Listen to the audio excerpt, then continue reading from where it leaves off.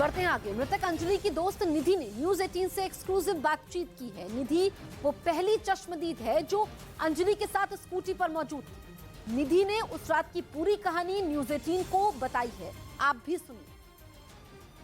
News 18 India पे इस वक्त सबसे बड़ा खुलासा हो रहा है। जो अंजलि जिसकी दर्दनाक मौत हुई थी, जिसने पूरे देश को हिला के रख दिया, उनकी दोस्त न्यूज 18 इंडिया पे एक्सक्लूसिव हमारे साथ है। मैडम, हम आपसे उस दिन 31 तारीख को पूरा घटनाक्रम सिलसिलेवार तरीके से जानना चाहेंगे, क्या हुआ था। आप बिना डरे न्यूज 18 इंडिया जो देश का नंबर 1 न्यूज चैनल है वहां पे अपनी बात रख सकती हैं। वहाँ पे कुछ नहीं हुआ था। वहाँ पे हम गए थे, पार्टी वार्टी करी, फिर हम वहाँ से आए वापस। हम बैठे, एंजॉय करा। वो थोड़ा ज्यादा उसमें थी, ड्रिंक में। तो क्या हुआ, हम वहाँ से निकले। उसके बॉयफ्रेंड से उसकी कोई बात हो गई थी, कोई लड़ाई हो गई थी। लड़ाई होने के बाद मैं चली गई थी 24/7। फिर वहाँ से आने के बाद उसने बोला कि यहाँ से हम चलते हैं। मेरे को नहीं पता उन दोनों के बीच क्या बात हुई क्या नहीं, उनकी पर्सनल बात थी। आप कितनी देर तक उस होटल में थे? आपके साथ और कौन कौन लोग थे पार्टी करने के लिए? नहीं, मैं चलाऊंगी क्योंकि अंजलि अपने आप में नहीं थी, बिल्कुल बहुत ड्रिंक कर रखी थी मतलब उसने। तो मैंने कहा नहीं मैं चलाऊंगी। उसने बोला मैं चलाऊंगी। मैंने फिर क्या बोला उसको, मैंने कहा जब वो मानी नहीं ना, जब मेरे से ज्यादा जिद बहस करने लग गई, हाथापाई करने लग गई, तो मैंने उसकी चाबी उसको दे दी। मैंने कहा ले तू अपनी चाबी बहन, तू चला स्कूटी। वो लेके गई आगे तक। हम ट्रक में भिड़ते भिड़ते बचे। जी। ट्रक में भिड़ते भिड़ते बचे। फिर मैंने पीछे बैठ के मैंने ब्रेक मारा। ट्रक में हम भिड़ते भिड़ते बचे क्योंकि उस दौरान मेरी भी मौत हो सकती थी। बस उस हादसे से मैं बच गई। मैंने ट्रक से हम भिड़ते भिड़ते बचे। मैंने ब्रेक मारा। ब्रेक मारने के बाद उसने बहुत ज्यादा ड्रिंक कर रखी थी, बहुत ज्यादा। हमने ब्रेक मारा। ब्रेक मारने के बाद हम आगे लेके गए उसको, स्कूटी को आगे लेके। मैंने समझाया, फिर मेरे से हाथापाई करने लगी। कह रही मैं ही चलाऊंगी मेरी स्कूटी। ट्रक से बचे हम, फिर कह रही मैं ही चलाऊंगी मेरी स्कूटी। मैंने कहा ठीक है तू ही चला।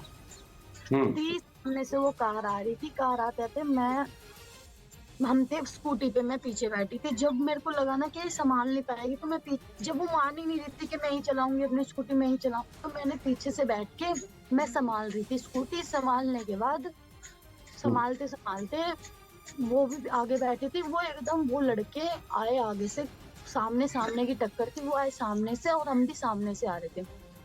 मैं साइड गिर गई, उल्टी साइड, और वो सामने बिल्कुल अंदर फंस गई, कनेक्टर साइड बिल्कुल सीधे की साइड फंस गई। वो फंसने के बाद वो चीख भी रही है कि मुझे बचाओ, निकालो। उन दारू तो पी रखी थी उसने बहुत ज्यादा। तो उसने बोला कि मैं बचाओ। उन्होंने उसको नहीं निकाला। उन्होंने जानबूझ के, उनको पता था कि लड़की उनकी गाड़ी के नीचे है। पुलिस को आप लोगों ने क्यों नहीं बताया सब कुछ हुआ? अगर झगड़ा हो रहा था वहां पर। से बहुत डर गई थी मैं, उस हादसे से बहुत डर गई थी।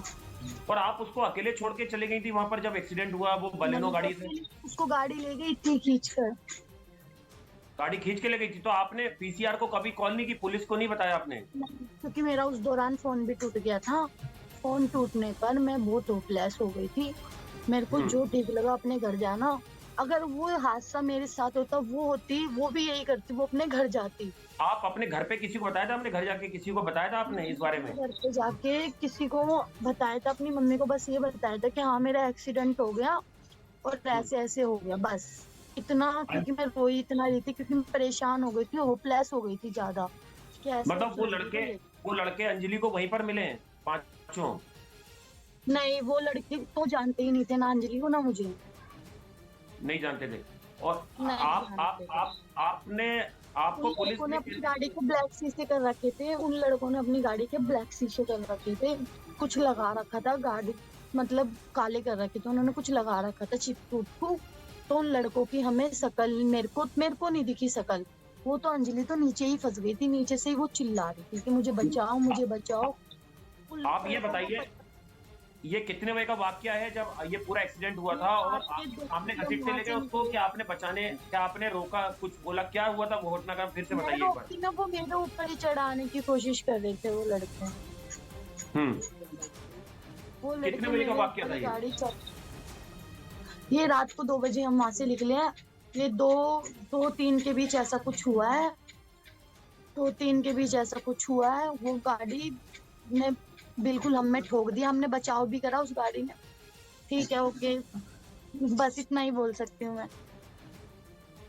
कंझावला केस में दिल्ली पुलिस के हाथ अहम कड़ी लगी है। हादसे के तीसरे दिन अंजलि की दोस्त निधि सामने आई, जो इकलौती चश्मदीद है जो अंजलि के साथ उस वक्त मौजूद थी जिस वक्त हादसा हुआ। फंसने के बाद वो चीख भी रही है कि मुझे बचाओ, निकालो। उन दारू तो पी रखी थी उसने बहुत ज्यादा, तो उसने बोला कि मैं बचाओ। उन्होंने उसको नहीं निकाला। लेकिन अब निधि पर ही सवाल खड़े हो रहे हैं कि अगर उसने अंजलि को स्कूटर चलाने से रोका था तो हादसे के बाद फरार क्यों हो गई। उससे बहुत डर गई थी मैं, उस हादसे से बहुत डर गई थी। निधि ने दावा किया कि आरोपियों ने जानबूझकर अंजलि को कई किलोमीटर घसीटा, लेकिन सवाल उठ रहे हैं कि क्या सिर्फ डर ही वो वजह थी जिसकी वजह से अंजलि पुलिस की उसे खोज निकालने तक चुप रही। कंझावला केस में आरोपियों पर कई गंभीर धाराओं के तहत केस दर्ज किया गया है। पुलिस ने सभी आरोपियों पर धारा 279, 304, 304 ए और 120 बी लगाई है।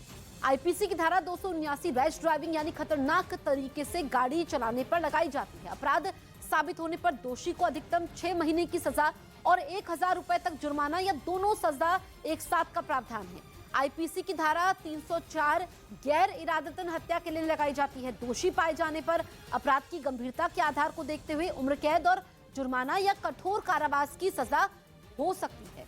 इसके अलावा अगर हम बात करें आईपीसी की धारा 304 ए की, तो इसके तहत जल्दबाजी में, उतावलेपन में कोई ऐसा काम करना जिससे किसी व्यक्ति की हत्या हो जाए।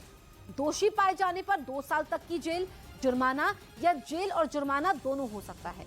धारा 120 बी की बात करें तो किसी अपराध की साजिश रचने का जुर्म आता है। दोषी पाए जाने पर 6 महीने से 2 साल तक की सजा मिल सकती है। के पास यूपी के ग्रेटर नोएडा में कंझावला जैसी घटना सामने आई, जहां एक कार ने स्कूटर सवार 3 लड़कियों को जोरदार टक्कर मार दी।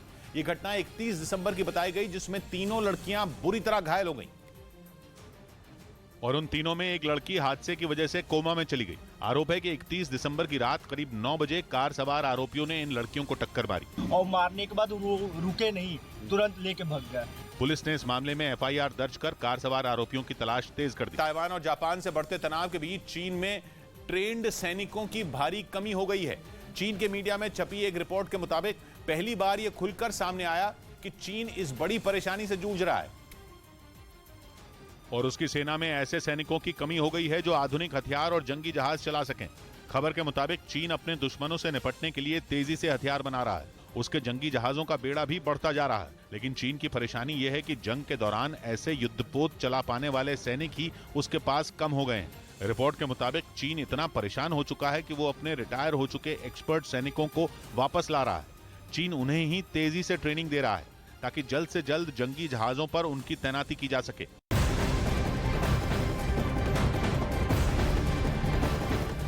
उधर मध्य प्रदेश के सागर में प्रशासन का बड़ा एक्शन देखने को मिला। वहां एक आलीशान होटल को जमींदोज कर दिया गया। इस आलीशान होटल को ध्वस्त करने के लिए करीब 60 डायनामाइट लगाए गए।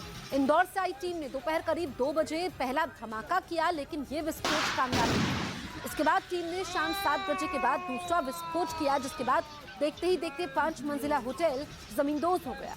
बताया गया कि यह होटल बीजेपी नेता मिश्रीचंद गुप्ता का था, जिन्हें हत्या के आरोप में पार्टी से निकाल दिया गया था। मिश्रीचंद गुप्ता पर जग्गू यादव की हत्या का आरोप है।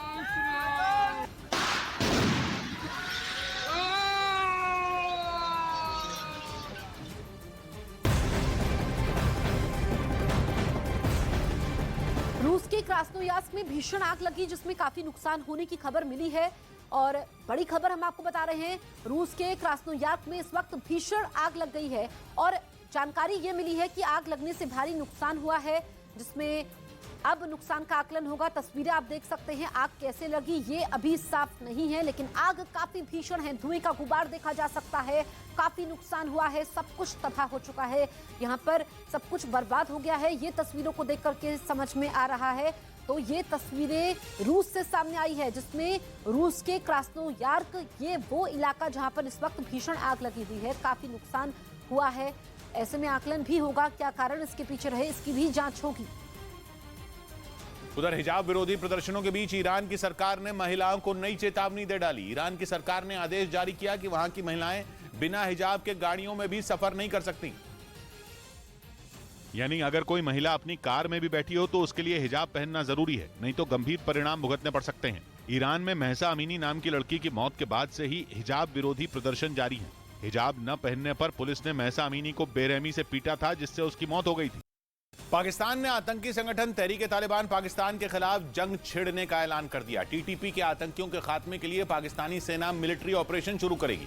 मतलब यह कि पाकिस्तान ने सिरदर्द बन चुके इस आतंकी संगठन को मिटा देने की तैयारी शुरू कर दी। जबकि टीटीपी पाकिस्तान सरकार को उखाड़ फेंकने की कसम खा चुका है। इस आतंकी संगठन का मकसद अफगानिस्तान की तरह ही पाकिस्तान में शरीयत कानून का राज कायम करना है और इसके लिए उसने पाकिस्तान पर आतंकी हमलों की झड़ी लगा दी। नवंबर में शांति समझौता टूटने के बाद टीटीपी के आतंकियों ने पाकिस्तान के अलग अलग शहरों को निशाना बनाना शुरू किया। यहाँ तक कि उसके आतंकी इस्लामाबाद में भी घुस गए और एक आत्मघाती हमला कर पाकिस्तान की सरकार को खुलेआम चुनौती दे दी। मतलब ये कि टीटीपी अपने इरादे साफ कर चुका है कि वो पाकिस्तान से युद्ध लड़ने के लिए तैयार है। यही वजह है कि पाकिस्तान की सरकार ने इस खूंखार आतंकी संगठन से निपटने के लिए एक बड़ा फैसला ले लिया, जिसके तहत पाकिस्तान की सेना देश में फैले इस आतंकी संगठन तहरीक-ए-तालिबान पाकिस्तान के खिलाफ अब तक का सबसे बड़ा मिलिट्री ऑपरेशन शुरू करेगी। क्योंकि पाकिस्तान ये अच्छी तरीके से जानता है कि इस वक्त अगर टीटीपी को नहीं रोका गया तो वो दिन दूर नहीं जब पाकिस्तान पर आतंकियों का राज होगा। इसलिए पाकिस्तान की एनएससी यानी नेशनल सिक्योरिटी कमेटी ने उस मिलिट्री ऑपरेशन को मंजूरी दे दी, जिसके तहत देश भर में टीटीपी के आतंकियों को घेर कर मारा जाएगा। ये एक्शन प्लान 2014 के उसी ऑपरेशन का हिस्सा है जो पेशावर में आर्मी स्कूल पर हुए हमले के बाद शुरू किया गया था। और 2014 में हुए उस आतंकी हमले में 140 से ज्यादा बच्चों की मौत हो गई थी। इस हमले को भी पाकिस्तान का तालिबान कहे जाने वाले आतंकी संगठन टीटीपी ने ही अंजाम दिया था, जिसके बाद पाकिस्तान ने इस आतंकी संगठन के खिलाफ सैन्य अभियान शुरू किया था और अब पाकिस्तान उसी ऑपरेशन को एक बार फिर शुरू करने की तैयारी में है। एक रिपोर्ट के मुताबिक टीटीपी से निपटने के लिए एनएससी की मीटिंग में प्रधानमंत्री शहबाज शरीफ भी मौजूद थे। उनके अलावा उस बैठक में विदेश मंत्री बिलावल भुट्टो और पाकिस्तान के नए army chief general Asim Munir के अलावा कई बड़े अधिकारी शामिल हुए, जिसमें यह तय हुआ कि आतंकियों से किसी भी तरह की कोई बातचीत या फिर कोई समझौता नहीं किया जाएगा। और टीटीपी के आतंकियों के खात्मे के लिए सेना फौरन मिलिट्री ऑपरेशन शुरू करेगी। बताया गया कि इस बैठक में अफगानिस्तान का भी जिक्र हुआ। पाकिस्तान की सरकार का आरोप है कि सत्ता संभालने के बाद अफगानिस्तान के तालिबान ने अपना वादा पूरा नहीं किया, जब उसने टीटीपी को काबू करने में मदद का भरोसा दिया था। उस दौरान आईएसआई के अधिकारियों के साथ तहरीक-ए-तालिबान पाकिस्तान के नेताओं की मुलाकात भी हुई थी। कुछ महीने तक सब कुछ शांत रहा, लेकिन 28 नवंबर के बाद हालात बिल्कुल बदल गए। टीटीपी ने न सिर्फ पाकिस्तान के खिलाफ जिहाद छेड़ दिया, बल्कि उसने अफगानिस्तान की सीमा से लगने वाले 2 प्रांतों खैबर पख्तूनख्वा और बलूचिस्तान में अपनी सरकार बनाने का ऐलान कर दिया। ये दोनों प्रांत उसका गढ़ माने जाते हैं। इनके अलावा पाकिस्तान के दूसरे शहरों में भी टीटीपी अपनी जड़ें जमा चुका है, जिसे उखाड़ फेंकना पाकिस्तान के लिए आसान नहीं होगा। भारत और श्रीलंका के बीच मुंबई में खेला गया T20 सीरीज का पहला मुकाबला भारत ने 2 रन से जीत लिया और इस जीत के साथ ही टीम इंडिया ने 3 T20 मैचों की सीरीज में 1-0 की बढ़त बना ली। भारत ने पहले बैटिंग करते हुए 5 विकेट खोकर 162 रन बनाए थे। इसके जवाब में श्रीलंकाई टीम 160 रन ही बना पाई और मैच हार गई। भारत ने मुकाबला 2 रन से अपने नाम किया। भारतीय तेज गेंदबाज शिवम मावी इस मैच के हीरो रहे। शिवम का ये पहला मैच था और उन्होंने 4 विकेट चटकाए। उमरान मलिक और हर्षल पटेल को भी 2-2 विकेट मिले। मैच में टॉस हारकर पहले बल्लेबाजी करते हुए शुभमन गिल और ईशान किशन की जोड़ी ने भारत को शानदार शुरुआत दी। दोनों ने पहले ओवर में 17 रन जोड़े, लेकिन इसके बाद भारत की पारी लड़खड़ा गई। इसके बाद दीपक हुड्डा और अक्षर पटेल ने 68 रन की साझेदारी कर भारत का स्कोर 5 विकेट पर 162 रन तक पहुंचा दिया। सीरीज का दूसरा मुकाबला 5 जनवरी को पुणे में खेला जाएगा।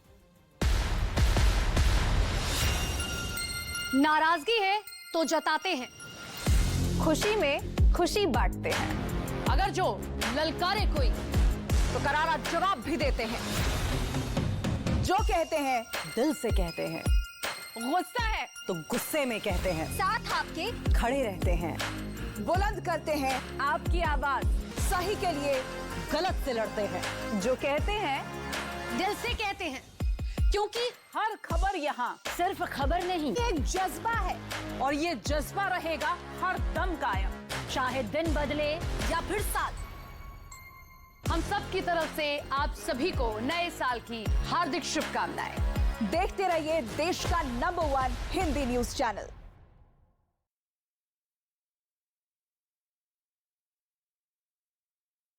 सालों से फायदा हो रहा है और किरण चौधरी की बातों से लगता है कि आगे भी कांग्रेस की गुटबाजी बीजेपी को फायदा पहुंचाती रहेगी। इस बीच दिल्ली और उसके आसपास के इलाकों में 6 जनवरी से शीतलहर की वापसी हो सकती है। मौसम विभाग का अनुमान है कि पारा 4 डिग्री सेल्सियस तक गिर सकता है, जिसकी वजह से दिल्ली एनसीआर में कड़ाके की सर्दी पड़ेगी। मौसम विभाग का अनुमान है कि इस दौरान न्यूनतम तापमान 4 डिग्री सेल्सियस या उससे भी कम हो सकता है। मौसम विभाग ने यह भी जानकारी दी कि पश्चिमी विक्षोभ की वजह से पिछले कुछ दिनों से दिल्ली में न्यूनतम तापमान में उतार चढ़ाव हो रहा है। उधर चीन के एक नए तरह के ताकतवर हमले का जवाब देने के लिए जापान ने तैयारी शुरू कर दी। वो अपने 5 सैन्य अड्डों को चीन के रहस्यमयी परमाणु हमले से बचाने के लिए 2029 तक पुख्ता बंदोबस्त करने की प्लानिंग में है। चीन का यह परमाणु हमला रहस्यमयी इसलिए है क्योंकि यह कोई आम परमाणु हमला नहीं है। यह ऐसा हमला है जिसमें परमाणु बम तो फटता है लेकिन किसी की जान नहीं जाती, पर दुश्मन जिंदा लाश जरूर बन जाता है। इस वार को इलेक्ट्रोमैग्नेटिक पल्स स्ट्राइक यानी ईएमपी हमला कहते हैं। ईएमपी स्ट्राइक में दुश्मन को इस कदर लाचार कर दिया जाता है कि वो तुरंत नहीं बल्कि तिल तिल कर मरे। ऐसा इसलिए क्योंकि इलेक्ट्रोमैग्नेटिक पल्स स्ट्राइक सीधे इलेक्ट्रॉनिक उपकरणों पर वार करती है। इसमें परमाणु बम को वायुमंडल में बेहद ऊंचाई पर डेटोनेट किया जाता है। इससे ऐसी ताकतवर इलेक्ट्रोमैग्नेटिक तरंगें निकलती हैं कि वो चारों दिशाओं में फैल जाती हैं और जमीन पर हजारों किलोमीटर के रेडियस में मौजूद दुश्मन के सारे इलेक्ट्रॉनिक उपकरण खराब हो जाते हैं। और इलेक्ट्रॉनिक आइटमों के बिना तो आज कोई काम मुमकिन ही नहीं। ईएमपी स्ट्राइक में इंटरनेट, मोबाइल फोन, टीवी और गाड़ियों से लेकर सेना के कम्युनिकेशन और रेडार सिस्टम तक तबाह हो जाते हैं। फाइटर जेट टेक ऑफ और लैंडिंग ही नहीं कर पाते क्योंकि उनके कंट्रोल रेडार काम करना बंद कर देते हैं। बड़े से बड़े हथियार बेकार हो जाते हैं क्योंकि इलेक्ट्रॉनिक उपकरणों के बिना कोई हथियार या सेंसर बनता ही नहीं। इसलिए माना जाता है कि ईएमपी हमला परमाणु हमले से ज्यादा खतरनाक है। और डर यह है कि चीन के पास इलेक्ट्रोमैग्नेटिक पल्स हथियार मौजूद हैं। बल्कि इससे भी ज्यादा डरावनी बात यह है कि चीन की नीति आत्मरक्षा नहीं बल्कि दुश्मन पर पहले वार करके उसे ढेर करने की है। इसलिए जापान टेंशन में है और उसने चीन के ईएमपी हथियारों से बचने के लिए कमर कस ली है। चीन ने बीते कुछ वक्त से जापान का जीना मुहाल किया हुआ है। पिछले महीने तो चीन प्रशांत महासागर में जापान के टापुओं के पास मिलिट्री ड्रिल करने में लगा था। उस ड्रिल में चीन के जंगी जहाजों से लेकर उसका लियाओनिंग एयरक्राफ्ट तक शामिल था। इसी वजह से जापान को चीन की चाल पर नजर रखने के लिए काफी मशक्कत करनी पड़ी। एक दिन पहले जापान ने बताया कि चीन की ड्रिल को मॉनिटर करने के लिए बीते 2 हफ्तों में उसके लड़ाकू विमान, एयरक्राफ्ट और जंगी जहाज काम पर लगे रहे। जेलेंस्की ने पुतिन से नए साल पर यूक्रेन पर किए गए हमलों का बदला ले लिया। जेलेंस्की की फौज ने डोनेस्क में रूसी सेना के एक ठिकाने पर हमला करके 400 सैनिकों के मारे जाने का दावा कर दिया। हालांकि रूस ने यह माना कि उस हमले में उसके 63 सैनिक ही मारे गए। लेकिन अगर ऐसा हुआ है तो यह भी पुतिन के लिए किसी बड़े झटके से कम नहीं है क्योंकि 11 महीनों से जारी जंग में ऐसा पहली बार हुआ जब रूस ने इतनी बड़ी संख्या में अपने सैनिकों के मारे जाने की बात मानी है। और कहा जा रहा है कि इस चोट से पुतिन बुरी तरह बौखला गए हैं। पश्चिमी देशों ने इस बात की आशंका जताई कि अब वो यूक्रेन पर जल्द ही बड़ा हमला बोल सकते हैं। उसके कई शहरों को ड्रोन और मिसाइलों से निशाना बना सकते हैं। यानी आने वाले दिन यूक्रेन पर भारी पड़ सकते हैं क्योंकि यूक्रेन ने रूसी सेना पर अब तक का सबसे बड़ा प्रहार किया। यूक्रेन के मुताबिक उसकी सेना ने डोनेस्क के मकाकीव शहर में रूस की फौज के एक ठिकाने पर मिसाइलों की बरसात कर दी और इसके लिए एक बार फिर उसी हथियार का इस्तेमाल किया गया जिसने पुतिन के जवानों के पसीने छुड़ा रखे हैं। मकाकीव में रूस के ठिकाने को धूल में मिलाने के लिए यूक्रेन ने हाईमार्स से हमला बोला। रूस के रक्षा मंत्रालय के मुताबिक यूक्रेन ने हाईमार्स से एक साथ 6 मिसाइलें दागी। रूस ने दावा किया कि उनमें 2 मिसाइलों को ढेर कर दिया गया लेकिन बाकी की 4 मिसाइलों ने उसकी सेना के ठिकाने को तबाह कर दिया और यूक्रेन के इस हमले में रूस के 63 सैनिक मारे गए। हालांकि यह हमला कब हुआ इसकी जानकारी न तो रूस ने दी और न ही यूक्रेन इस पर कुछ बोला। लेकिन माना जा रहा है कि नए साल के पहले 2 दिनों में यूक्रेन पर हुए हमले का बदला लेने के लिए रूसी सेना को निशाना बनाया गया क्योंकि नए साल की शुरुआत होते ही रूस ने क्रूज मिसाइलों से यूक्रेन के कई शहरों को दहला दिया था और इसके बाद उसने 2 दिन में ही शाहिद 136 ड्रोन से इतने वार किए कि यूक्रेन के कई शहर कराह उठे। यूक्रेन के मुताबिक 2 दिनों में रूस ने 80 से ज्यादा ड्रोन हमले के लिए भेजे और कहा जा रहा है कि इसके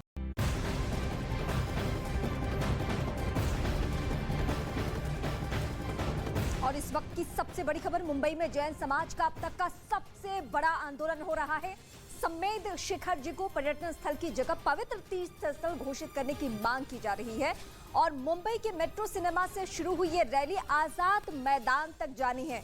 ये आजाद मैदान की तस्वीरें भी हम आपको दिखा रहे हैं जहां मुंबई में जैन समाज का सबसे बड़ा प्रदर्शन मांगे उनकी क्या है ये हम आपको बता चुके हैं। जैन समाज की यहाँ पे बहुलता है और वो सभी इकट्ठा हो चुके हैं। बड़ी संख्या में इस्तेमाल कर सकता है, जिससे बचने के लिए जेलेंस्की ने कीव समेत सभी बड़े शहरों में एयर डिफेंस सिस्टम तैनात करने का आदेश दे दिया, ताकि रूस के किसी भी दांव को फेल किया जा सके। हालांकि पुतिन अपने सैनिकों की मौत का बदला लेने के लिए कौन सा कदम उठाएंगे इसका अंदाजा लगाना मुश्किल है, लेकिन वो पलटवार जरूर करेंगे और ये बात जेलेंस्की भी जानते हैं। उधर खबर है कि पाकिस्तान में ट्रेनें बंद होने की कगार पर पहुंच गई हैं, क्योंकि कंगाल हो चुके पाकिस्तान के पास ट्रेनें चलाने के लिए सिर्फ 3 दिन का डीजल बचा है। मतलब ये कि भयंकर आर्थिक बदहाली के दौर से गुजर रहे पाकिस्तान की हालत हर गुजरते दिन के साथ खराब होती जा रही है, क्योंकि उसके पास ना तो पैसा है और ना ही खाने के लिए अनाज। आटे की कीमत आसमान पर पहुंचने की वजह से पाकिस्तान में लोगों के सामने रोटी तक का संकट खड़ा हो गया है। यहां तक कि दूसरे देशों से सब्जी खरीदने के लिए भी उसे उधार लेना पड़ रहा है। और अब खबर है कि पाकिस्तान में ट्रेनें भी ठप होने वाली हैं, क्योंकि बताया जा रहा है कि पाकिस्तान के पास ट्रेनों को चलाने के लिए सिर्फ 3 दिन का ही डीजल बचा है। और अगर जल्द ही डीजल की सप्लाई नहीं हुई तो वो दिन दूर नहीं जब पाकिस्तान में ट्रेनें बंद हो जाएंगी। लेकिन पाकिस्तान के सामने परेशानी ये है कि उसके पास डीजल खरीदने के लिए पैसे नहीं है, लिहाजा उसे फिर से चीन और दूसरे देशों के सामने हाथ फैलाना पड़ेगा। एक रिपोर्ट में यह दावा किया गया कि इससे पहले भी पाकिस्तान के पास सिर्फ 1 दिन का ही तेल बचा था, जिसकी वजह से पाकिस्तान रेलवे को कराची और लाहौर के बीच चलने वाली मालगाड़ियों का संचालन कम करना पड़ा था। हालांकि बाद में पाकिस्तान ने जैसे तैसे हालात संभाल लिए थे। और एक बार फिर पाकिस्तान में शहबाज शरीफ सरकार के सामने रेलवे को संकट से निकालने की चुनौती है। पाकिस्तान में ट्रेन बंद ना पड़े, इसके लिए रेलवे अधिकारियों ने सरकार से मदद की अपील की है, क्योंकि अगर ट्रेनों की आवाजाही ठप हुई तो पूरे पाकिस्तान में हाहाकार मच जाएगा। करोड़ों लोग जहां हैं वहीं थम जाएंगे, जरूरी चीजों की सप्लाई रुक जाएगी, सड़कों पर गाड़ियों का अंबार लग जाएगा। सीधे सीधे कहें तो पाकिस्तान की कमर ही टूट जाएगी।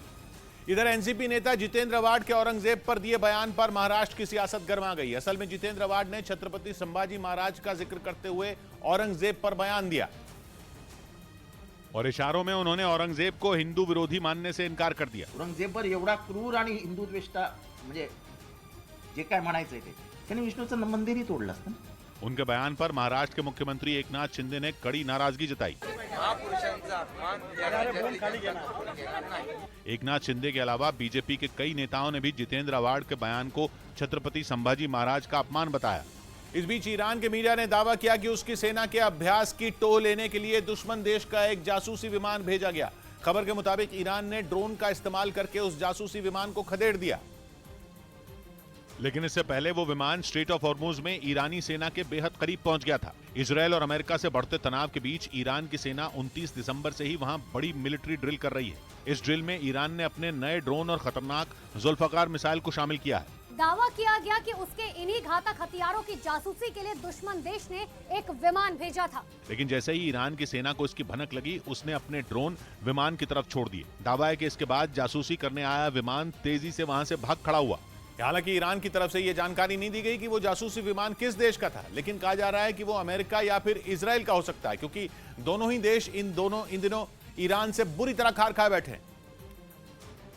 और इजराइल तो बेंजामिन नेतन्याहू की नई सरकार बनने के बाद से ही ईरान से जंग छेड़ने के लिए तैयार दिख रहा है। नेतन्याहू ने 2 टूक कह दिया था कि वो ईरान को परमाणु बम नहीं बनाने देंगे, चाहे इसके लिए कुछ भी करना पड़े। और इजराइल के मीडिया के मुताबिक इसके लिए सेना को मजबूत करने की तैयारी भी शुरू हो गई। खबर के मुताबिक इजराइल की सेना ने अपने बजट में भारी बढ़ोतरी करने की अपील की है। उसने नेतन्याहू सरकार से अपना बजट करीब $300 करोड़ यानी भारतीय रुपयों में करीब 25,000 करोड़ रुपए सालाना बढ़ाने की मांग की, ताकि वो ईरान से निपटने के लिए अपनी तैयारी को पुख्ता कर सके। संझावला केस में पहली दफा न्यूज 18 इंडिया पर आई सबसे बड़ी चश्मदीद और अंजलि की सहेली। कहा शराब के नशे में स्कूटी चला रही थी अंजलि। आरोपियों को पता था गाड़ी के नीचे फंसी थी अंजलि। उनको पता था कि लड़की उनकी गाड़ी के नीचे है।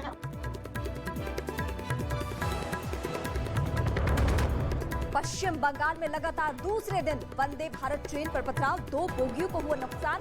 बीजेपी का ममता सरकार पर निशाना।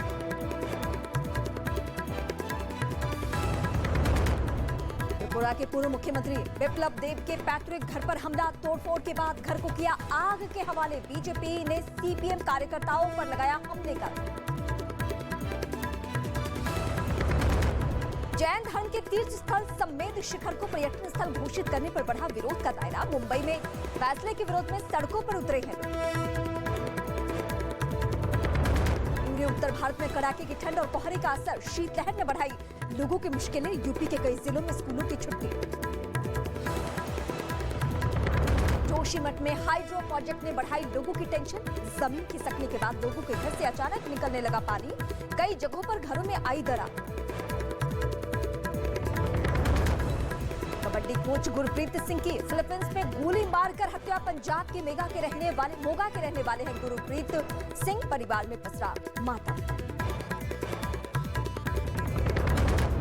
T20 सीरीज में भारत ने श्रीलंका को एक रोमांचक मुकाबले में 2 रन से हराया। सीरीज में भारत 1-0 से आगे। शिवम बावी के लिए सबसे ज्यादा 4 विकेट। न्यूज 18 इंडिया लगातार बना हुआ है देश का नंबर 1 हिंदी न्यूज चैनल। दर्शकों ने खबरों के लिए न्यूज 18 इंडिया पर जताया भरोसा।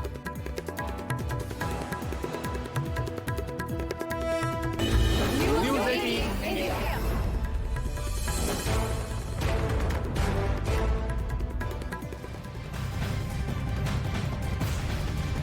नमस्कार, आप देख रहे हैं देश का number 1 news channel news 18 India. मैं हूं आपके साथ जसप्रीत कौर। न्यूज 18 इंडिया की बादशाहत लगातार कायम है। नमस्कार, मैं रीमा प्रसाद। सबसे सटीक और भरोसेमंद खबरों के लिए देश ने एक बार फिर न्यूज 18 इंडिया पर भरोसा किया है। और न्यूज 18 इंडिया देश का नंबर 1 चैनल बना हुआ है। हम पर भरोसा करने के लिए आप सभी दर्शकों का बहुत बहुत धन्यवाद।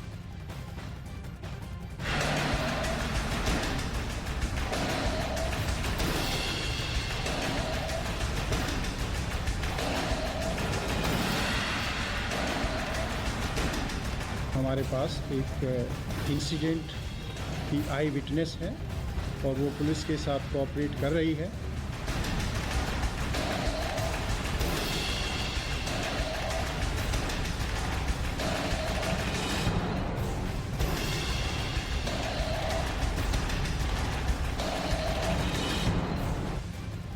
नमस्कार, आप देख रहे हैं देश का number 1 Hindi news channel news 18 India और मैं हूं आपके साथ अनुपमा झा।